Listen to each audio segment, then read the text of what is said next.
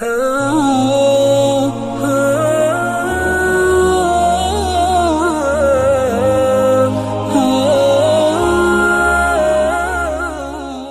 کے نیچے سبسکرائب کے بٹن پہ کلک کریں، بیل کے آئیکن پہ کلک کیجئے تاکہ ہر نئی ویڈیو کی نوٹیفیکیشن آپ کو ملے۔ السلام علیکم۔ وعلیکم السلام، انڈیا سے مجنو بول رہا ہوں حضرت، خیریت سے ہیں؟ الحمدللہ حضرت تو یہ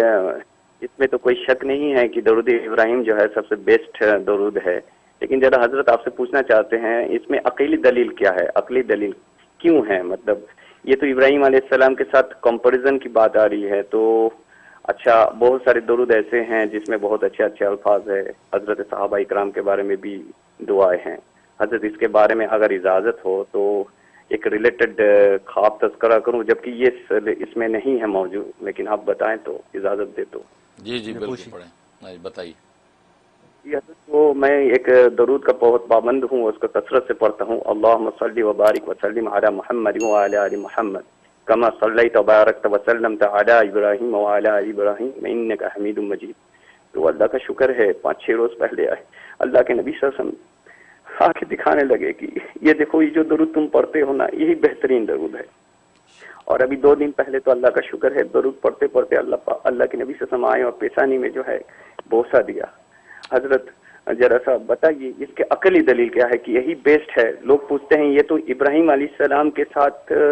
کمپیریزن، ذرا حضرت بتائیے، جزاک اللہ۔ ماشاءاللہ شروع پروگرام میں ایسا سوال کر دیا کہ آپ بالکل رونگٹے کھڑے ہو گئے اور کیفیات ہی بدل گئی ہیں، کیونکہ سرکار دو عالم صلی اللہ علیہ وسلم کا تذکرہ آ گیا اور آپ کے صلاۃ والسلام کا ذکر آیا اور خاص طور پہ درود ابراہیمی کا ذکر آ گیا۔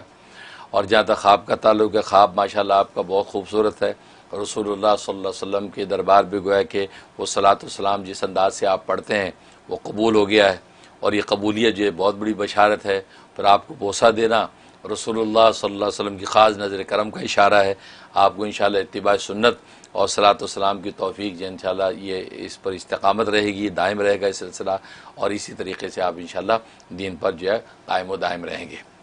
بہت مبارک ہے۔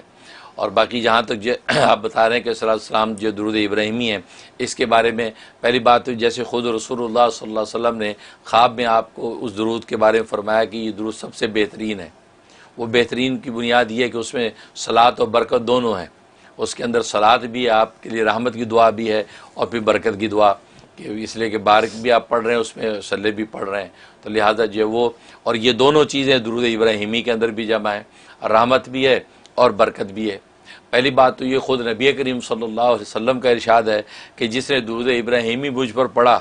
تو اس نے گویا کہ میرا اور میرے اہل بیت کا سے محبت اور عقیدت کا حق ادا کر دیا۔ یعنی یہ وہ درود اصل میں اس کے پڑھنے سے گویا کہ آپ نے نبی پاک صلی اللہ علیہ وسلم کا اور آپ کے جو اہل بیت ہیں ان کا حق ادا کر دیا ہے۔ یہ آپ نے خود ارشاد فرمایا، تبھی آپ نے بھی اس صلاۃ والسلام کو بہت پسند فرمایا، اور نماز کے اندر بھی یہ درود ابراہیمی پڑھا جاتا ہے، اور اس کا مقصد یہی ہے کہ ظاہر ہے کہ نبی کریم صلی اللہ علیہ وسلم، پھر آپ کی آل، اور آپ کی آل، پھر یہ کہ آپ سے پہلے سے جو آپ کا سلسلہ چلا آ رہا وہ سب کے سب اس میں جب شامل ہو جاتے ہیں تو ظاہر ہے کہ رسول اللہ صلی اللہ علیہ وسلم کی خود اپنی مسرت کا عالم کیا ہوگا۔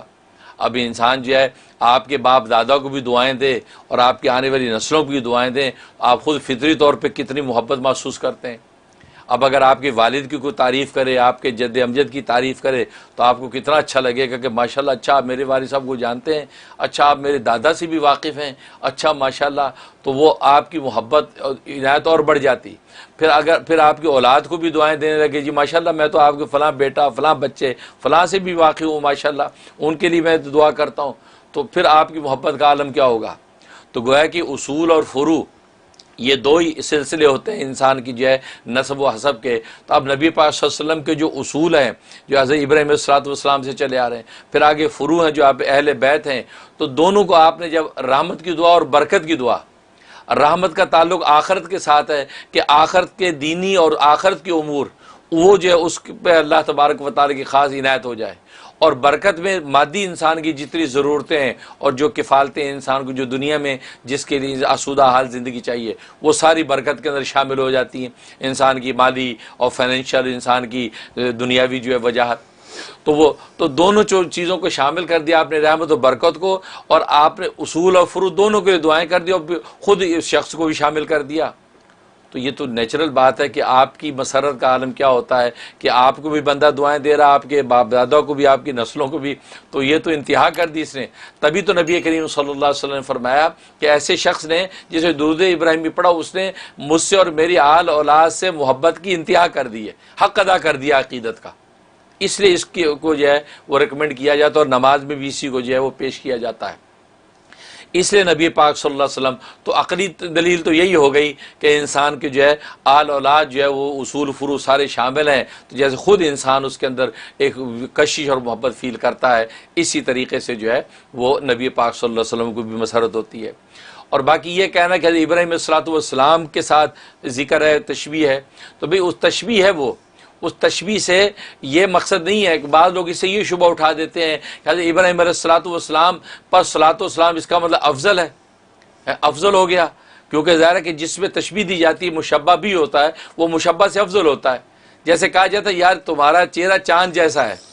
کیا چاند جیسا چہرہ ہے؟ تو چاند مشبہ بھی ہے، اور وہ جو ہے انسان جو ہے وہ مشبہ ہے، اور مشبہ بھی کا حسن مشبہ سے افضل ہوتا ہے۔ تو اس لیے لوگوں کو شبہ لگتا ہے کہ یہاں تشبیہ دی گئی ہے حضرت ابراہیم علیہ السلام کے صلاۃ کے ساتھ، کما صلیت علی ابراہیم کا،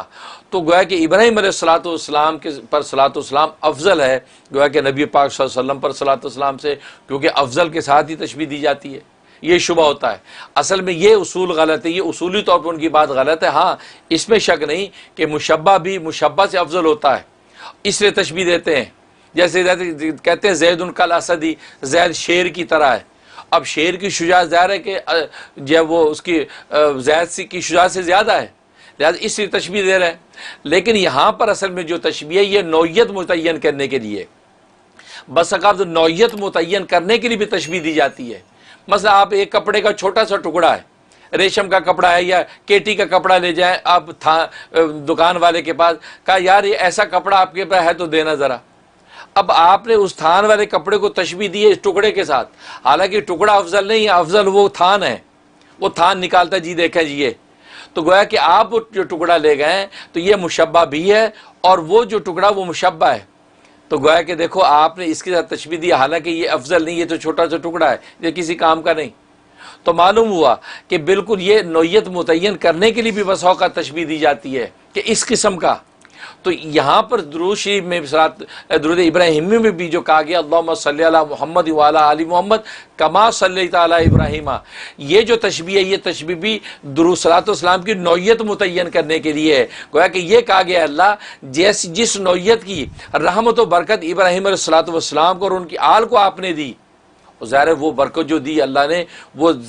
ظاہری وجاہت کی بھی دی، یعنی بادشاہتیں بھی ان کو دی اور نبوت بھی بٹی ان میں ولایت معرفت بھی بٹی، تو کہا کہ روحانی اور مادی دونوں انعامات حضرت ابراہیم علیہ السلام ان کی آل کو ملے، کیونکہ ان کی نسلوں کے اندر آگے بادشاہ بھی پیدا ہوئے، اور پھر نبوت کی نبی بھی پیدا ہوئے، اور روحانی کے منزلیں بھی طے کی۔ تو گویا کہ اسی نوعیت کی صلاۃ والسلام نبی پاک مانگ رہے ہیں کہ یا اللہ میرے اور میری آل و اولاد کے لیے بھی یا اللہ اسی طرح کی اسی نوعیت کی جو ہے وہ رحمت اور برکت عطا فرما کہ مادی خزانے بھی خوب ہوں اور روحانی خزانے بھی خوب ہوں۔ یہ مطلب ہے۔ تو صلاۃ والسلام کی نوعیت متعین کرنے کے لیے حضرت ابراہیم کے ساتھ تشبیہ دی ہے، افضلیت میں تشبیہ نہیں ہے، یہ نوعیت متعین کرنے کے لیے، اور ظاہر ہے کہ نوعیت متعین کرنے کے لیے بھی تشبیہ دی جاتی ہے، اس لیے یہاں پر ایسا کہا گیا ہے کہ اللہم صلی علی محمد۔ اب یہاں پر ایک اور چلتے چلتے شبہ دور کر جاؤں، بعض لوگ پوچھتے ہیں کہ یہ دونوں درود پڑھنا ضروری ہے، یا اگر ان میں آدھا پڑھ لیں ایک پڑھ لیں دوسرا نہ پڑھے تو یہ چلے گا؟ تو جواب یہ کہ ہاں یہ بھی صحیح ہے، لہٰذا مفتی اعظم ہند حضرت مولانا مفتی کفایت اللہ صاحب دہلوی رحمۃ اللہ علیہ نے اس کی بھی اجازت دی ہے کہ آپ اوپر کا اکیلا پڑھ لیں صلاۃ سلام والا، وہ صلاۃ کا حصہ پڑھ سکتے ہیں، اللہ مبارک والا چھوڑ سکتے ہیں، اگر آپ کو کوئی ورد وظیفہ کرنا ہے یہ بھی کر سکتے ہیں، تو لہٰذا اس کی بھی اجازت۔ اور میں کہا کرتا ہوں اگر آپ یہ کہتے ہیں کہ اس کو شارٹ کرنا ہے تو میں کہتا ہوں کہ دونوں کو ملا بھی سکتے ہیں، آپ ایسے کر سکتے ہیں اللہم صلی و بارک علی محمد وعلی آل محمد کما صلیت و بارکت علی ابراہیم وعلی آل ابراہیم انک حمید مجید۔ تو وہ اگر دونوں کو اکٹھا کر دیا، مرج کر دیا، تو وہ آپ کا وقت بھی بچا اور ورد وظیفے کے اندر جو ہے آپ زیادہ سے زیادہ بھی پڑھ سکتے ہیں، کیونکہ صلی و بارک اکٹھا کر دیا، اللہم صلی و بارک علی محمد وعلی آل محمد کما صلیت و بارکتا علی ابراہیم وعلی آل ابراہیم انک حمید مجید، تو اس کی بھی گنجائش ہے۔ اور باقی جس نوعیت سے سنت میں آیا ہے اس طرح کرنا تو افضل ہے ہی ہے، اور نماز میں ہم اس کا اہتمام کرتے ہیں، اس طریقے سے کرنے میں کوئی مذاقہ نہیں، انشاءاللہ برکت ہی برکت ہے۔